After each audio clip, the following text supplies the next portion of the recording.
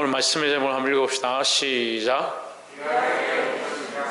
귀하게 여기시는 자. 하나님께서 귀하게 여기시는 자가 있는데, 우리는 세상 사람들이 귀하게 여기는 자가 아니고 하나님께서 귀하게 여기시는 자의 자리 가운데 있어야 된다는 겁니다. 누가 귀하게 여기시는? 하나님께서 귀하게 여기시는. 옆에서 한번 봅시다. 하나님께서 귀히 여기시는 자가 됩시다. 하나님께서 귀히 여기시고 귀하게 여겨주시고 귀하게 인정하시는 그런 자들이 되어야 한다라는 겁니다. 요한복음 12장 12절에 그 이튿날에는 명절에 온 큰 무리가 예수께서 예루살렘 오신다 함을 듣고 13절에 종려나무 가지를 가지고 맞으러 나가 외치되 호산나 찬송하리로다 주의 이름으로 오시는 이 곧 이스라엘의 왕이시여 하더라. 제일에 너는 왜 예배 시간만 되면 자려고 하냐? 종려나무 가지를 가지고 맞으러 나갔다. 자, 이건 우리 다 알다시피 종려주의를 의미하는 것이고, 종려가지를 흔드는 것은 왕을 맞이하는 겁니다. 왕이 이제 지금의 왕이나 뭐 대통령은 특별히 그렇게 나서서 싸우는 일이 없지만, 옛날 이 시대의 왕은 직접 나가서 전쟁을 하는 겁니다. 군사들이 그걸 나가서 전쟁을 하면 그 전쟁에서 승리했을 때 승리하고 돌아오는 그 전리품을 들고 개선장군이 돼서 돌아오는 그것을 맞이할 때 종려가지나무를 흔들면서 승리를 기뻐하고 하나님 찬양하고 이렇게 하는 모습이다. 그래서 종려나무 가지를 흔드는 것은 승리의 왕을 맞이한다는 겁니다. 영적으로는 이스라엘 백성에게 승리를 안겨줄 왕이다. 근데 그 승리는 무슨 승리를 얘기합니까? 무슨 승리를 얘기합니까? 죄로부터의 승리, 사망으로부터의 승리, 죽었던 백성으로부터 그 백성을, 죽은 백성들을 살려내는 승리를 얘기하는 겁니다. 종려나무 가지를 가지고 맞으러 나가서 외치되 호산나 찬송하리로다 주의 이름으로 오시는 이여 곧 이스라엘의 왕이시여 하더라 했습니다. 근데 여러분, 이것을 흔드는 자들은 그냥 승리를 외치는 것이고, 원래 예수님은 죽음을 이기고 사망을 이기고 죄를 이기고 죄의 문제를 해결해서 이스라엘 백성을 살리는 승리를 주실 분인데, 이 이스라엘 백성들은 어떤 생각을 가지고 있느냐? 비슷하게 시작합니다. 비슷하게 맞이하고 비슷하게 환영하는데, 그들의 생각 속에 뭐가 있느냐? 로마 군들을 압제하고 로마 나라를 이겨내고 그들의 박탈하고 그들에게 빼앗은 그것으로부터 자유함을 얻어서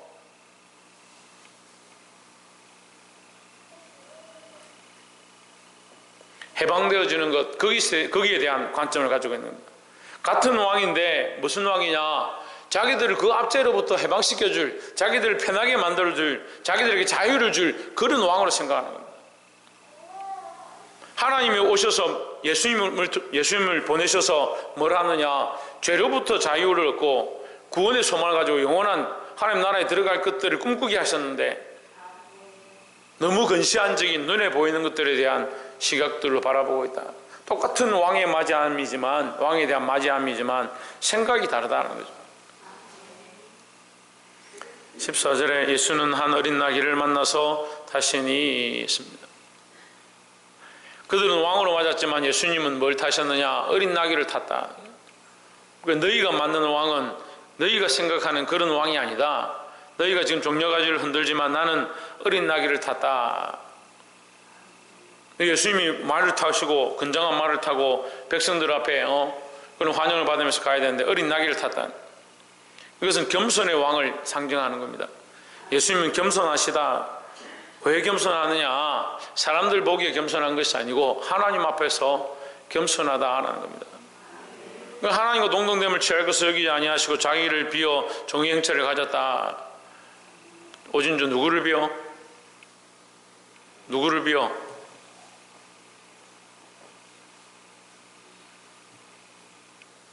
신성경 누구를 비어?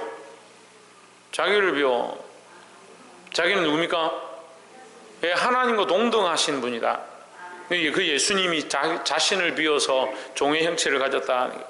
그러니까 종이처럼 되었으니까 나귀를 타는 거죠. 왕처럼 되었는데 왜 나귀를 타겠습니까?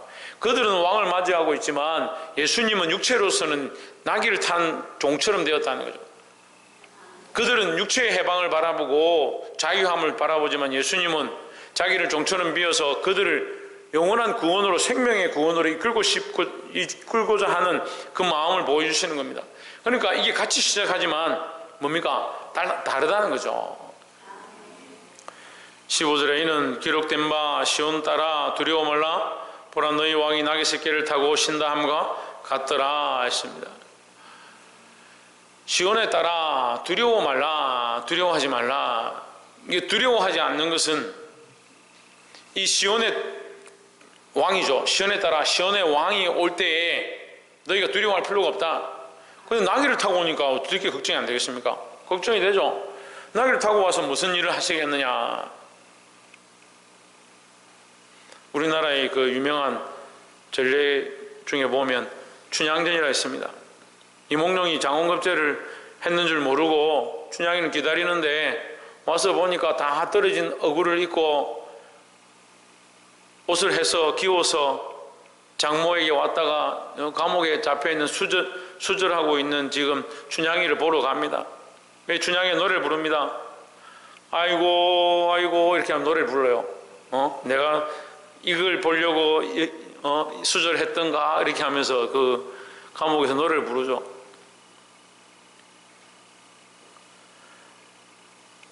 지금 이 백성들이 왜 두려워 걱정하느냐. 예수님이 오시는 몰골이 나귀를 탔다는 거예요. 예수님이 오셔서 우리를 메시아가 오셔서 우리를 구원해주고 우리에게 부귀영화를 주고 이 땅에서 잘 되고 잘 살고 잘 먹고 호의호식할 줄 알았는데 나귀 새끼를 타고 오는 겁니다. 그런데 두려워하지 말라는 거죠.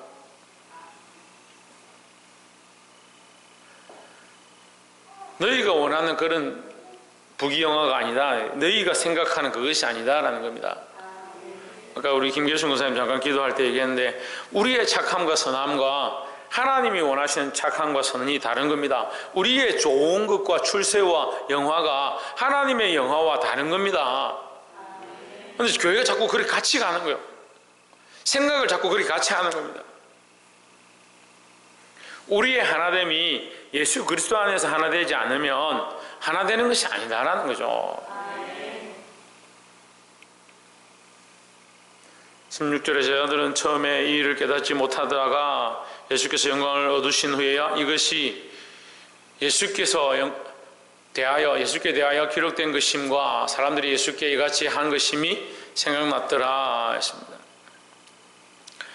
이것 또한 예언된 말씀이다. 말씀대로 이루어진 것이다 라는 거죠. 17절에 나사로를 무덤에서 불러내어 죽은 자 가운데서 살리신 때에 함께 있던 무리가 증거한지라. 자, 이 소문을 듣고 이 증언하는 소문을 듣고 나사로가 살아난 것들을 보고 많은 사람들이 예수님을 찾아온 겁니다. 더 난리가 난 거죠. 원래도 예수님의 소문을 듣고 사람들이 모여서 종려가지를 흔들고 소리를 지를 것인데 나사로를 살렸다 하니까, 죽은 자를 살렸다 하니까 더 난리가 난 겁니다. 그래서 많은 사람들이 따르고 소리를 지르고 했다. 하지만 이 소리가 결국 나중에 어떻게 바뀝니까? 어떻게 바뀝니까? 예수를 십자가에 못 박아라, 그런 소리로 바뀌는 겁니다. 왜 그런 것 같습니까? 같은 목적으로 시작한 것 같은데 결국은 인간적인 원함을 이루어주지 않고 인간적인 해결을 해주지 않는 인간적인 소망에 대한 해결, 로마의 압제로부터 풀어주고 우리에게 부귀영화를 줘야 될 분이 자기는 아무것도 아니다, 자기는 죽을 것이다 라고 하니까 백성들이 실망한 거죠. 그걸 십자가에 못 박아 죽여라는 거죠. 결국 그들의 메시아를 그들의 손으로 못 박아버리는 그런 어리석은 짓들을 하는 겁니다. 근데 오늘 우리도 똑같이 그렇게 합니다. 우리의 하나님, 우리의 구주라고 얘기하면서 자꾸 어떻게 하냐, 내가 원하는 대로 하지 않으면 쉽게 버리는 거야. 하나님 버리고 예수님 버리고 괜찮습니다, 내 마음대로 살라 합니다. 왜 그렇게 할 것 같아요? 자기 생각과 안 맞는 겁니다. 자기 생각을 쳐서 복종케 하고 주의 말씀대로 살고자 해야 되는데, 그러니까 조금 헌신하고 조금 봉사하고 조금 주의 일을 해보니까 복도 없는 것 같고 좀 자꾸 환난은 닥치는 것 같고 고난은 자꾸 있는 것 같고 내가 열심히 했는데 왜 이러냐. 그리고 나도 모르게 예수님 버리고 하나님 버리고 그렇게 하다 주일 나오면 목사님이 왜 십자가를 지고 주님 따라가지 않냐. 그러면 그랬구나. 좀 다시 정신 차리고 돌아온 것처럼 하다가 또 버리고. 그러니까 뭐 하루는 엠마오 제자처럼 예수님 버리고 고향으로 간다고 갔다가 또 하루는 도마처럼 나는 예수님 손바닥에 못자국에 넣어보면 믿겠다 했다가 안 믿고 빌립처럼 200데나리온 있어야 먹고 살겠습니다. 돈 내놓으십시오. 네, 기도하다가 은도 내 것이고 금도 내 것이고 가룟 유다처럼 예수님 배반하고. 왜 그런지 모르겠습니다. 왜 계속 자기를 사랑하고 자기 가치관으로 신앙생활을 하고 있는지. 자기를 쳐서 복종케 하고 내가 원하는 것이 아니라 하나님 원하신 대로 살아가야 된다는 거죠. 이 큰 외침이 이 예루살렘의 요동이 소란이 결국은 예수님을 십자가에 못 박아 그들은 예수님을 환영했던 그 백성들이 반대로 예수님을 십자가에 못 박는 그 군중이 되어버렸다는 거예요. 보게 되길 소망합니다. 18절에 이에 무리가 예수를 맞으면 이 표적 행하심을 들었으면 이르라 했습니다. 예수님을 똑바로 믿어야 되는데 표적을 보고 믿는다는 거예요. 여러분 표적도 지나가고 이적도 지나가고 기적도 지나가는 겁니다. 우리 안에 놀라운 기적이 일어났다 합시다. 예? 우리 안에 놀라운 변화들이 일어났다 합시다. 시간이 지나가면 그때 있었던 기적인 거지. 그 기적이 계속해서 오늘도 기적이 일어나고 내일도 기적이 일어나고 모레도 기적이 일어나고 그 기적이 계속 일어나는 게 아니에요. 그때 일어났던 걸로 지나가는 거예요. 그러니까 기적은요 잠시 우리에게 도움이 되지만 영원한 건 아니에요. 한 사람이 병이 들었다가 살아났다 합시다. 지금 나사로가 병 들었다 죽었다가 살아났죠. 살아났으면 뭐합니까? 지금 안 살아있는데. 그러니까 표적과 이적은 잠시 지나가는 거예요. 그래서 풀은 마르고 꽃은 시드나 주의 말씀은 영원하다. 주의 말씀은 영원하다. 그러니까 우리가 표적을 통해서 주의 말씀을 좀 알고 하나님을 더 알게 되고 이적을 통해서 하나님의 뜻을 밝혀보고 그것에 도움이 되는 것뿐이지 우리가 정말 알아야 될 건 하나님의 말씀이고 정말 알아야 될 것은 하나님이죠. 뭘 자꾸 이적과 표적을 쫓아다니냐. 죄송한 말씀이지만 우리 교회는 별로 그런 사람이 없는데 다른 교회들 보면 표적과 이적 쫓아다니고 은사 쫓아다니고 방언 쫓아다니고 예언 쫓아다니고 그래가 좀 신통한 능력이 있다는 사람 기도원에 가가지고 늘 살고 자기 자리 잘 지키고 기도원에 가서 기도하고 그러면 괜찮습니다. 그런데 여러분 신령한 것을 쫓아가는 게 아닙니다.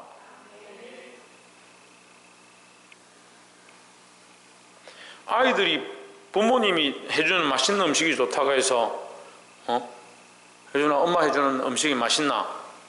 그럼 음식이 좋나? 엄마가 좋나? 음식이 좋은 게 아니고 그 착하네. 효자를 뒀네. 효자를.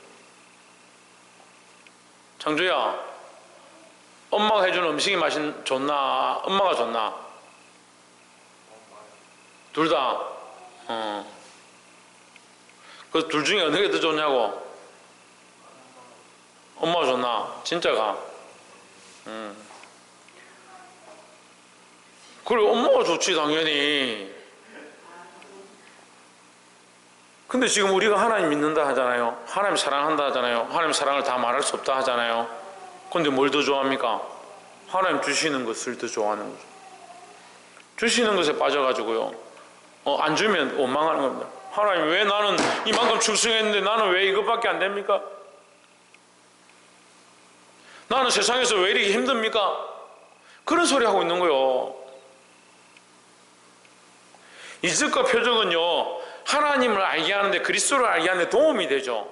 예수님 오셔서 귀신을 쫓아내고 병자를 고치고 안전병을 일으키는 거 그게 뭐냐? 예수께로 오고 하나님 믿으라는 거죠. 그걸 하기 위한 도구로 필요한 거지 그것이 구원이 아니에요. 자꾸 그런 착각을 하는 거죠. 그런 착각을 하는 거죠. 그러니까 본질을 잊어버리고 비본질을 쫓아가는 겁니다. 근데 제가 보니까요, 교회 안에서 본질이 있고 비본질인데 사람들이 자꾸 본질을 안 쫓아가고 비본질을 쫓아갑니다라고 말하는 사람들 중에 제대로 된 사람이 별로 없더라고요. 자기도 본질을 잘 모르는데. 이적과 표적을 쫓아가는 게 아니에요. 이적과 표적은 하나님 주시는 거죠. 우리가 쫓아간다고 얻는 게 아니잖아요. 믿는 자에게는 이런 표적이 따르리니 했습니다. 그렇잖아요. 몇 번 얘기해요. 믿는 자에게 이 표적이 따른다고요. 믿는 자가 이 표적을 따라가면 이게 아니잖아요. 성경을 해석할 때 믿는 자에게는 누구를 믿습니까? 우리가 예수를 믿고 하나님 믿으니까 하나님께서 이런 표적을 따르게 하는 거지, 표적을 믿고 따라가면 아닙니다, 여러분. 표적을 믿고 따라가면 하나님 믿게 될 겁니다. 아닙니다, 여러분.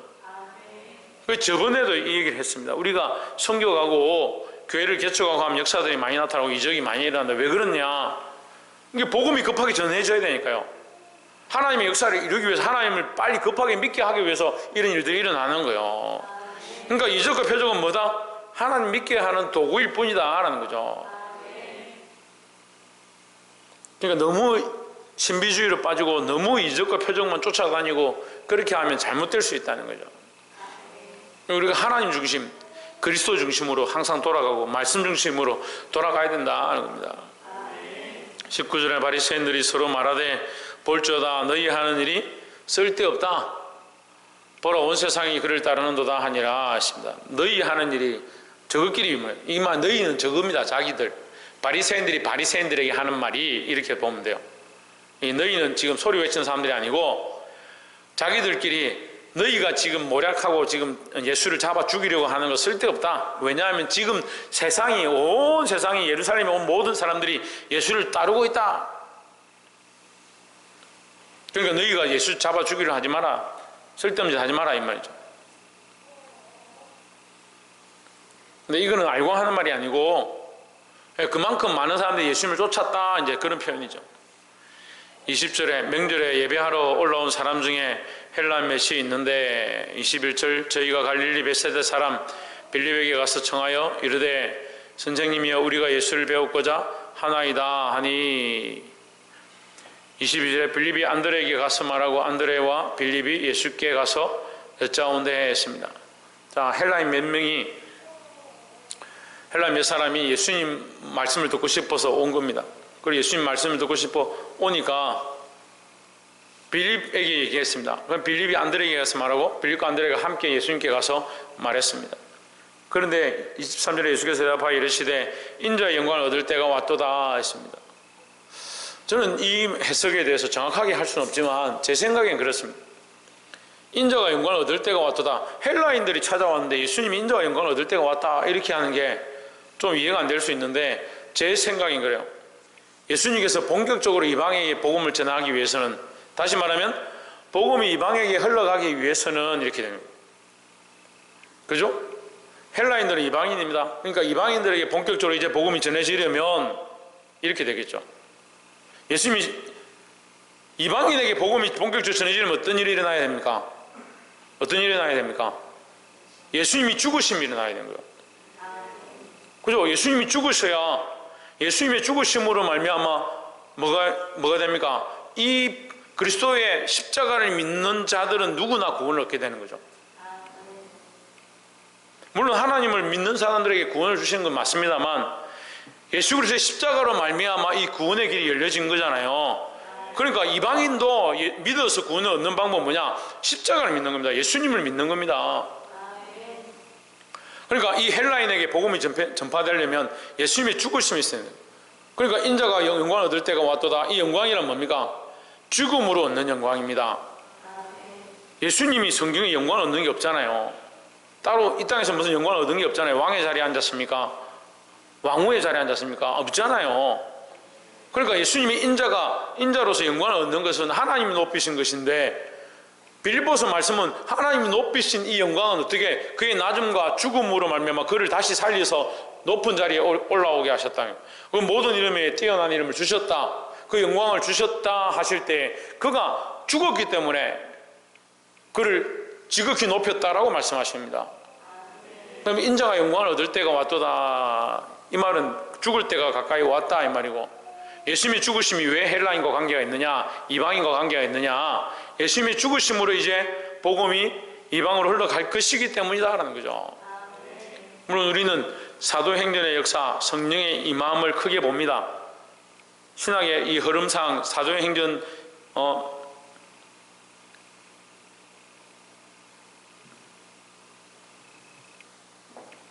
초대교회의 모습을 크게 보는데, 성령이 임하셔서 이 역사들이 일어나는데, 성령의 임함은 지금 이제 다음 장에 가면 나오거든요. 성령의 임함은 내가 너희를 떠나야, 내가 너희와 함께 하지 않는 것이 너에게 유익이다. 내가 너희를 떠나는 것이 너에게 유익이다. 왜? 성령이 오시기 때문이다. 보혜사를 너에게 보낼 수 있기 때문이다 하는 거죠. 그러니까 인자가 영광을 얻게 되어지는 이유는, 얻을 때가 되었다라고 하는 것은 성령이 임할 때가 되었다. 다시 이방인에게 복음이 전해질 때가 되었다라는 거죠. 네, 그렇게 볼 수가 있습니다. 24절에 내가 진실로 너에게 이르노니 한 알의 밀이 땅에 떨어져 죽지 아니하면 한 알 그대로 있고 죽으면 많은 열매를 맺느니라 했습니다. 여기서 한 알의 밀은 예수 그리스도입니다. 땅은 이 세상입니다. 예수님은 이 땅에서 죽임을 당하셨습니다. 그 한 알이 그대로 있었으면, 예수님이 죽지 않았으면 많은 열매를 맺을 수 없다. 많은 열매는 뭡니까? 우리입니다. 우리. 많은 열매는 우리입니다. 믿는 자들입니다. 믿는 자들. 예수님이 죽으셨기 때문에 그로 말미암아 많은 열매가 생기는데, 예수님의 죽으심을 믿는 자들은 그와 함께 그 영광에 참여할 것이다. 그러니까 많은 열매가 되는 겁니다. 우리도 뭘 해야 됩니까? 우리도 한 알 그대로 있지 말고 우리도 죽고자 해야 되네. 죽고자 해야 됩니다. 자, 우리도 주와 함께 죽으러 가자. 그런 믿음을 가져야 되는 겁니다. 우리도 그대로 있으면 아무것도 할 수 없고, 우리가 죽으면 많은 열매를 맺을 수 있다는 거죠. 그래서 교회는 희생하고 자기를 비우고 종의 형체를 가지고 죽기까지 복종하는 그 모습이 있어야 많은 열매들이 있다라는 거죠. 근데 이걸 안 합니다. 이걸 누가 더 해야 되겠습니까? 세워진 사람일수록 더 해야 되는 겁니다. 목사일수록 자기를 비우고 종의 형체를 가지고 죽기까지 복종하고 그렇게 돼야 되고, 장로일수록, 권사일수록, 집사일수록 더 그렇게 해야 되는데, 반대로 돼요. 반대로. 이게 완악한 마귀의 계략이에요. 거기 빠져가지고 거기 옳은 줄 착각하고 있는 거예요. 자기가 높은 직임을 가지고 높은 자리에 서면 그렇게 안 해도 된다고 착각하는 겁니다. 예수님 뭐라고 하십니까? 내가 주와 선생이 되어 허리에 수건을 동이시고 내가 주와 선생이 되어 너희 발을 씻긴 것 같이 너희도 이와 같이 하라. 주님 되신 분이 그렇게 했는데, 우리가 뭐이 잘났다고 말씀은 알면 알수록 종의 형체를 가질 수밖에 없고 자기를 비울 수밖에 없고 더 낮은 데 내려갈 수밖에 없다는 사실을 알아야 된다는 거죠. 근데 문제는 뭡니까? 안 죽습니다. 안 죽습니다. 얼마나 완악한지요. 안 죽습니다. 말씀을 들어도 안 죽고 아무리 깨달아도 회개하지 않고. 제가 다 보진 못했지만 제가 살면서 인생 살아가면서 보니까 하나님 사랑하시는 분들은 이게 탁 치더라고. 아무리 가르치고 아무리 얘기하고 그래도 안 되면 하나님 탁 치시더라고. 그럼 한번 꼬꾸라 제가 정신을 차리고, 아이고 내가 그 첫사랑을 잊어버렸구나 회개하고 돌아오는 거 제가 그런 수없이 봤습니다.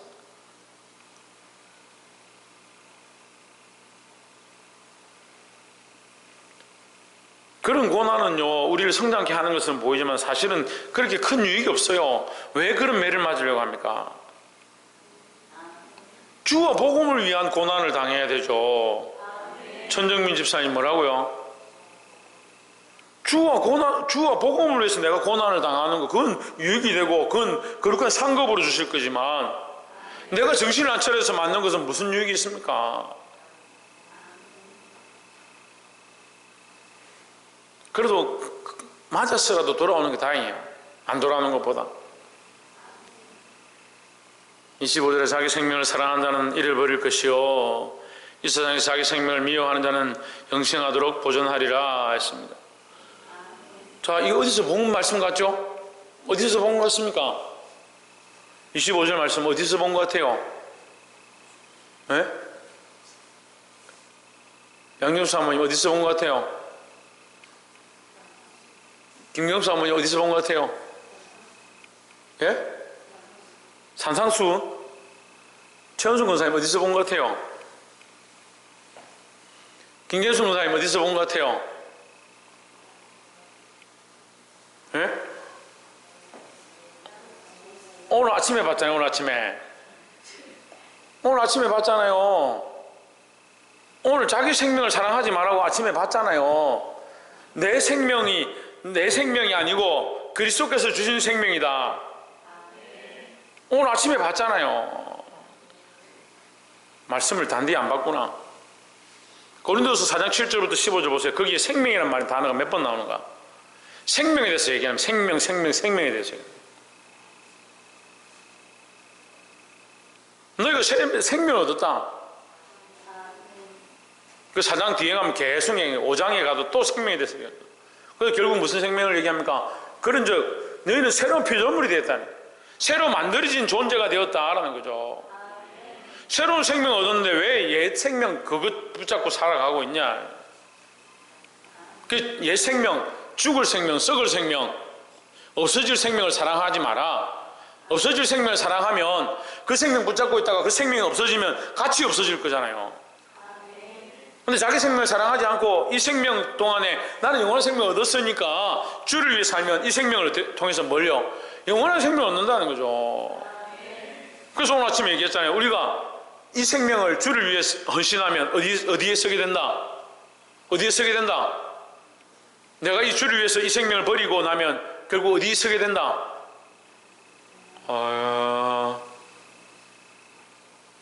어디 선다고요? 예수님의 죽음과 부활을 내가 믿으니 예수님의 살아나심으로 우리도 살아나신 같이 우리도 부활해서 그와 함께 그 앞에 설 것이고. 아니, 다 어디 갔다 오셨어요? 고린도후서 4장 15절 아침에 봤던 거 한번 봅시다. 아침에 말씀이 너무 충격적이어서 하나도 기억이 안 나는 거 보네. 고린도후서 4장 14절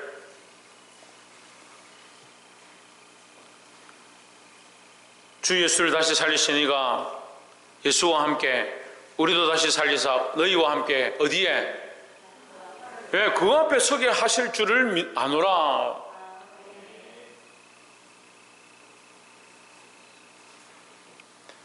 그 앞에는 그리스도 앞도 되고 하나님 앞도 되는 거예요. 이거 심판대의 앞이니까 그리스도 앞이라고 볼 수도 있고, 우리가 살아나서 하나님 앞에 서니까 하나님 앞이라고 볼 수 있는 거예요. 그 앞에 서게 하실 줄을 아노라.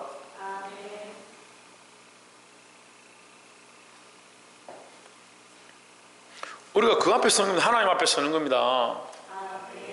그 앞에 설 영원한 소망을 바라보는 거지, 영원한 생명을 바라보는 거지, 사람들 앞에 서게 될 생명을 바라보는 게 아니잖아요.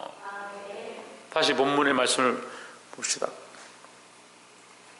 요한복음 12장 25절에 자기 생명을 사랑하는 자는 잃어버릴 것이요 이 세상에서 자기 생명을 미워하는 자는 영생하도록 보존하리라 했습니다. 자기 생명을 싫어하라는 게 아니고 자기 생명보다 뭘 더 사랑하라? 영원한 생명을 더 사랑하라는 거죠. 하나님을 더 사랑하고 하나님 주신 생명을, 영원한 생명을 더 사랑하고 그것을 더 확실히 여기면 이 땅의 생명은 잠시 있다가 없어질 것들이잖아요. 미워하라는 게 싫어하라는 말이 아니에요. 이 미워하라 했으니까 내 목숨 막 버려야지, 막 뛰내려야지, 죽어야지, 막 자해하고 이렇게 하라는 말이 아니고 이것보다 더 사랑하라는 거예요. 근데 문제는 이게 안 되니까 문제예요. 이 몸을 사랑하는 거 따라합시다. 나는 옆에 사람 보지 말고 옆에 사람 보면 여러분 괜히 찔리니까 저보고 하십시오. 나는 왜 이리 내 몸을 사랑하고 내 생명을 사랑하는지 하나님 앞에서 부끄러워 죽을 것 같다. 그게 좀 죽으면 좋겠는데. 얼마나 자기를 사랑하는지, 자기 생명을 사랑하는지, 자기 몸을 사랑하는지, 믿음이 있다 하면서 막 방언하고 기도하고 주여 주여 하는 사람들이 몸 좀 피곤하면 주여도 목에 나오지도 않고.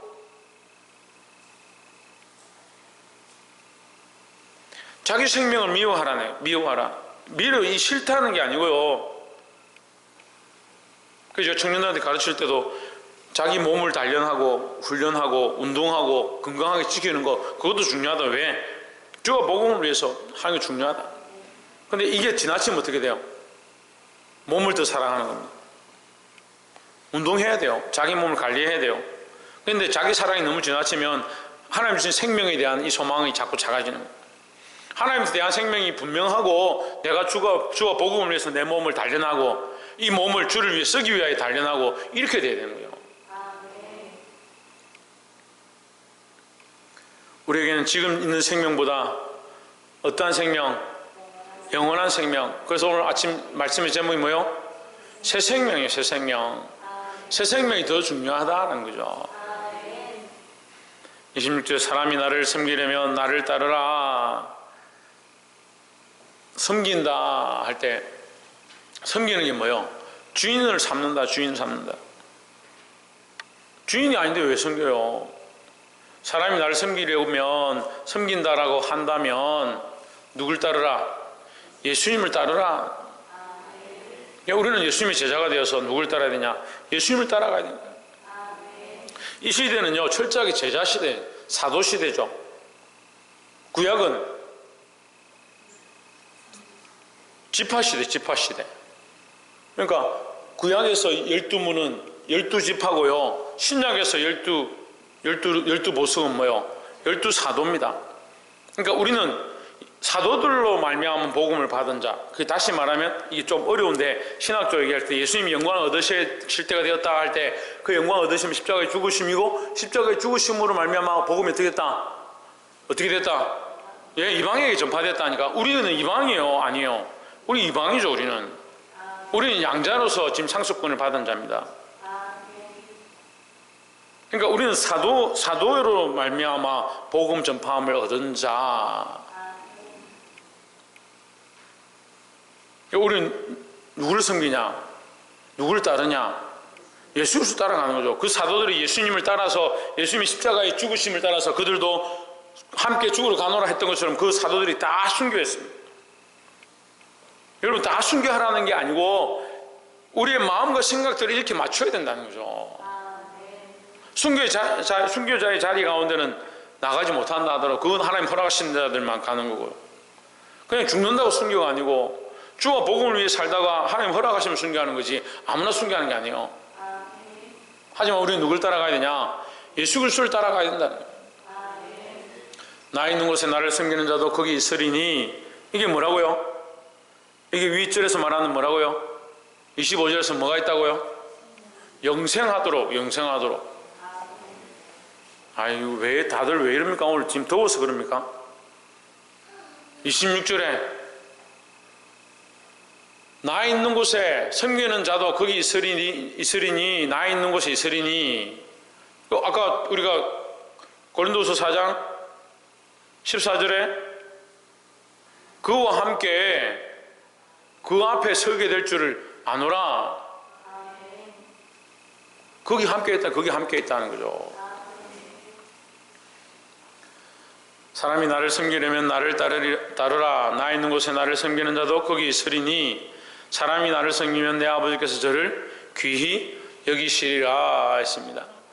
그러니까 하나님께서 귀히 여기시는 자, 하나님께서 하나님의 백성으로 인정해 주는 자, 누구를 따라가는 자냐? 예수 그리스도를 따라가는 자. 예수 그리스도를 따라가는 자예요.